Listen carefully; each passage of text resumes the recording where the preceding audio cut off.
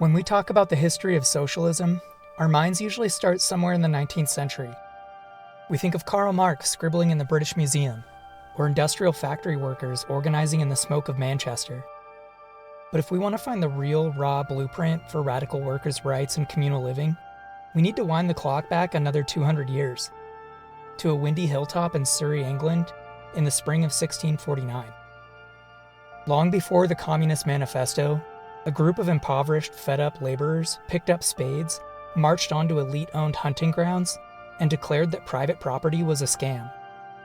They were called the Diggers, and they didn't just write pamphlets, they took direct action. To understand why people started digging up public land, we need to look at the chaos all around them. England had just finished a brutal civil war. The king had literally just lost his head. Food prices were at an all-time high, and the traditional feudal safety nets were completely shredded. Ordinary working people thought, great, we overthrew the king, things are going to change.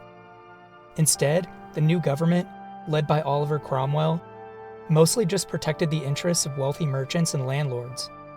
The common people were left to starve while rich landowners accelerated enclosure, a process where public shared lands were fenced off and turned into private, profitable estates.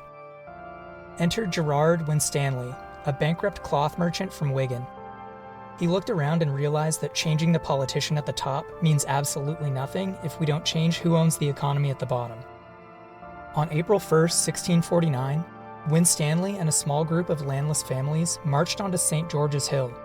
They called themselves the True Levelers, but history remembers them by what they did. They dug. They planted carrots, parsnips, and beans on common land, completely ignoring property lines. They published a manifesto with a line that still echoes through modern socialist thought. The earth was made to be a common treasury for all, both rich and poor, without any distinction of person. Think about how radical this was for 1649. Winstanley wasn't just asking for a slight raise or a bit of charity. He argued that the concept of buying and selling land, food, and human labor was fundamentally immoral. To the Diggers, true freedom wasn't just the right to vote. It was freedom from exploitation. If you have to rent your body to a landlord or a boss just to survive, you aren't actually free. Unsurprisingly, the wealthy elite absolutely panicked. If poor people realized they could just work the earth collectively and feed themselves, the entire system of wage labor would collapse. Local landlords organized mobs to beat the Diggers, destroy their tools, burn down their makeshift houses, and ruin their crops. By 1650, less than a year after it started, the St. George's Hill colony was forcibly broken up. The Diggers were tiny and they were crushed quickly, but their ideas became a ticking time bomb inside political philosophy. Winstanley's writings completely prefigured modern socialism, anarchism, and agrarian labor rights by centuries.